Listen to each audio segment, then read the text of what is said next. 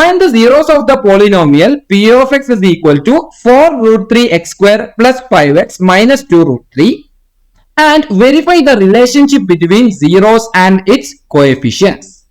इस तरह का क्वेश्चन तो हम काफी सोल्व कर चुके हैं.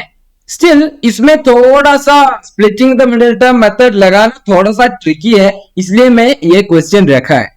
जितना मुझे याद है ये पुराने टेक्स्ट बुक में था इसी क्वेश्चन, और अभी का टेक्स्ट बुक में से पता नहीं क्यों ये टॉपिक वगैरह तो है, शायद ये क्वेश्चन हटाया हुआ है. ठीक है, एनीवे कर लेते हैं. या ये भी हो सकता है कि ये क्वाड्रेटिक इक्वेशन में हो, मुझे परफेक्टली याद नहीं है, बट हाँ ये कहीं तो ये जो पॉलिनोमियल है एग्जैक्टली यही पॉलिनोमियल टेक्स्ट बुक में कहीं तो था. ठीक है, एनीवे वो सब छोड़ते हैं, काम में लग जाते हैं. तो पहला काम क्या होगा हमारा, इसका जीरोस निकालना है या रूट्स निकालना है. सही है ना. तो इसका रूट्स निकालने के लिए हम क्या करेंगे, 4 root 3 X square plus 5x minus 2 root 3 को इक्वल टू 0 करेंगे. अब क्या तीनों कोएफिशिएंट्स है, x वाली टर्म है कांस्टेंट है, x स्क्वायर वाली टर्म है, तो क्या करना पड़ेगा, splitting the middle term method ही करना पड़ेगा. तो ऐसा है तो हमें दो नंबर फाइंड करना पड़ेगा जिसका प्रोडक्ट होगा इधर का x स्क्वायर का कोएफिशिएंट इंटू कांस्टेंट पार्ट, यानी 4 root 3 into minus 2 root 3. Okay, अब ये क्या हो जाएगा, एक माइनस तो बचेगा, फिर 4 इंटू 2 क्या हो जाएगा, 4 और 2 को मल्टीप्लाई करें तो वो 8 हो जाएगा, into root 3 multiplied by root 3 क्या हो जाएगा, root 3 into root 3 will be 3.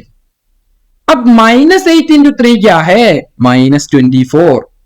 तो हमें दो नंबर फाइंड करना है जिसका प्रोडक्ट माइनस 24 और सम क्या होना चाहिए, सम होना चाहिए x का कोएफिशिएंट यानी 5. तो हमें दो नंबर निकालना होगा जिसका प्रोडक्ट है माइनस 24 और सम है 5. तो अब मैं माइनस 24 को तोड़ना शुरू करूंगा. माइनस 1 24, हाँ सम मैच नहीं हो रहा है.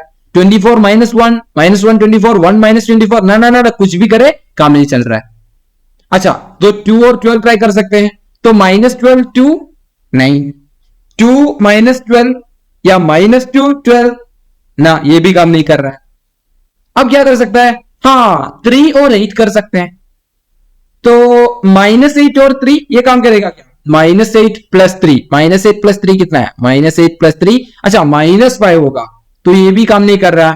तो इसका दूसरा वर्जन हम देख सकते हैं ना, 8 और माइनस 3 ये काम करेगा क्या, 8 माइनस 3, प्रोडक्ट तो सही है माइनस 12 है, बट हम इन दोनों को ऐड करेंगे तो क्या हो जाएगा, 8 माइनस 3 यानी 5. अच्छा, तो ये तो परफेक्ट बैठ रहा है, यही है परफेक्ट. तो क्या हो जाएगा हमारा नंबर्स, हमारा रिक्वायर्ड नंबर्स है, मैंने ट्रायल एंड एरर मेथड से फाइंड किया कि वो होगा 8 और माइनस 3. अगर नंबर्स 8 और माइनस 3 है, मैं क्या करूंगा, हमारा जो क्वाड्रेटिक पॉलिनोमियल है उसका मिडिल टर्म को स्प्लिट करेंगे. अब जो 5x है ना उसको मैं 8x माइनस 3x लिखूंगा, क्योंकि मुझे नंबर्स मिला था 8 और माइनस 3. ठीक है, तो पॉलिनोमियल हो जाएगा 4 root 3 X square plus 8x minus 3x minus 2 root 3 equal to 0. सही है, क्लियर है, ओके. ठीक है, अब एक बार चेक कर लेते हैं दोबारा. 8x माइनस 3x क्या हो जाएगा, 5x हो जाएगा. हाँ वही था इनिशियली, तो हम सही किया है, कुछ गलत नहीं है. अब दो टर्म्स को पेयर अप करो, कॉमन टर्म्स को बाहर निकालो, ये काम बचा है ना. अब 4 रूट 3 एक्स स्क्वायर और 8x को देख के आप बताइए इनमें क्या कॉमन है. इन दोनों में मुझे 4 तो कॉमन दिख रहा है और x भी कॉमन दिख रहा है.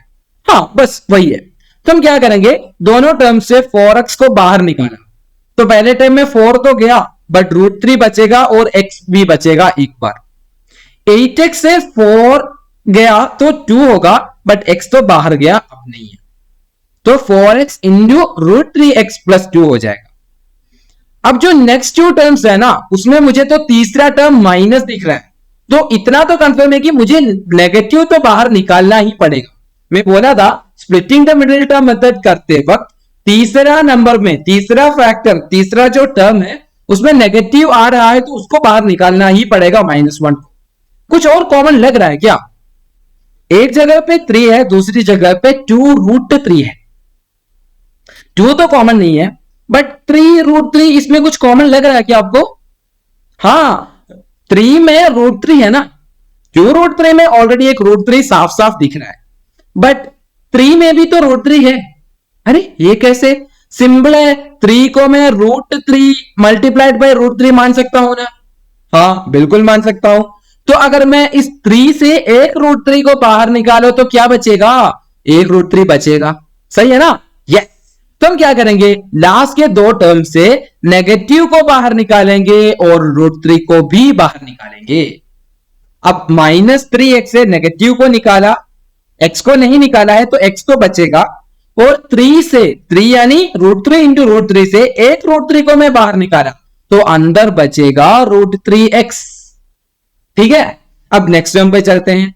-2 रूट 3 था, माइनस और रूट 3 दोनों बाहर, तो बचा है सिंपली 2 यानी +2। माइनस चला गया, इसलिए अब उधर क्या बचेगा? सिर्फ प्लस बचेगा। ठीक है, तो +2 हो गया इक्वल टू 0।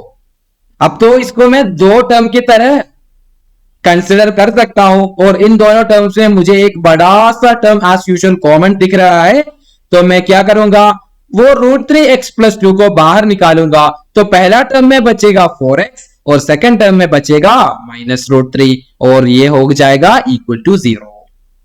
क्लियर है सब? ओके। अब एक काम करते हैं, जस्ट फिनिश करते हैं और इसका रूट्स निकाल ही लेते हैं। चलिए, तो हमें मिल गया कि एक प्रोडक्ट 0 है, √3x + 2 और 4x - √3 का प्रोडक्ट 0 है। तो प्रोडक्ट 0 का मतलब क्या है? उनमें से एक को तो कम से कम 0 होना पड़ेगा, यानी √3x + 2 इक्वल टू 0 और 4x - √3 इक्वल टू 0। अगर √3x + 2 इक्वल टू 0 है तो मैं 2 को दूसरे साइड लेके गया तो वो हो जाएगा -2, और 4x - √3 से मैं √3 को दूसरे -√3 को दूसरे साइड लेके गया तो वो हो जाएगा +√3। क्लियर है? अब मुझे x निकालना है तो मैं क्या करूंगा, √3 को भी साइड चेंज करूंगा तो वो हो जाएगा डिवीजन में, x इक्वल टू -2/√3, और इधर मिलेगा हमें दूसरा possibility, x equal to √3/4। Clear? Ready? एकदम ठीक है। अब हमें मिल गया हमारा x का दो वैल्यूज या दो रूट्स। ठीक है, तो अल्फा का वैल्यू हो गया -2/√3, बीटा के वैल्यू हो गया क्या, √3/4। ठीक है, अब हमारा a b c का वैल्यू भी मिला तो हम सब कुछ चेक कर सकते हैं। तो a का वैल्यू मतलब x² का कोएफिशिएंट मुझे साफ साफ दिख रहा है 4√3। अब b का मतलब है x का कोएफिशिएंट, वो भी सीधा सीधा दिख रहा है 5। अब कांस्टेंट पार्ट को मैं c बोलता था, वो है -2√3, माइनस को मत भूलना। ठीक है, एवरीथिंग ओके। अब एक काम करते हैं, इसको यूज करके हम अब चेक करने वाले हैं कि अल्फा प्लस बीटा -b/a के बराबर है क्या, और अल्फा बीटा c/a के बराबर है क्या। तो मैं हमारा रिक्वायर्ड वैल्यूज को नेक्स्ट पेज में कॉपी पेस्ट किया हूं। ठीक है, अब चेक करते हैं अल्फा प्लस बीटा क्या है। अल्फा प्लस बीटा मतलब -2/√3 + √3/4। दिखने में थोड़ा सा अजीब अजीब टर्म है, इनको ऐड करना एकदम से देखे तो थोड़ा सा हार्ड लग रहा है, बट है नहीं। हम इसको क्या करेंगे, क्रॉस करेंगे, क्रॉस करके ऐड करेंगे। इसको इधर क्रॉस किया और इसको इधर क्रॉस किया तो क्या आएगा, -2 × 4 + √3 × √3 डिवाइडेड बाय, डिनोमिनेटर में क्या होगा, 4 और √3 है, इनका प्रोडक्ट लेना पड़ेगा कॉमन डिनोमिनेटर करके, है ना। अब इसको सिंप्लीफाई करते हैं, -2 × 4 हो जाएगा -8, और √3 × √3 हो जाएगा +3 होल डिवाइडेड बाय √3 × 4 यानी सिंपली 4√3। अब -8 + 3 क्या है, -5, तो आंसर आ गया -5 डिवाइडेड बाय 4√3। ये है हमारा अल्फा प्लस बीटा का वैल्यू। अब -b/a क्या है, -b/a होगा -b का वैल्यू 5 डिवाइडेड बाय a का वैल्यू 4√3। परफेक्ट मैचिंग, अच्छे से सही है, एकदम सेम है। तो मैं बोल सकता हूं alpha plus beta equal to -b/a। ठीक है, अब चलते हैं अगला इक्वेशन चेक करने में। ये अल्फा बीटा निकालते हैं क्या है, तो अल्फा है -2/√3 इंटू बीटा है √3/4। अगर मैं √3 और √3 को कैंसिल कर सकता हूं क्योंकि एक ऊपर है एक नीचे है। ठीक है, अब 2 और 4 है, 2 ऊपर है 4 नीचे है, उनको भी मैं डिवाइड कर सकता हूं, कैंसिल कर सकता हूं। तो अगर मैं 2 को 2 से डिवाइड किया, कैंसिल किया तो 1 बचेगा, और 4 को मैं 2 से डिवाइड किया तो बचेगा 2।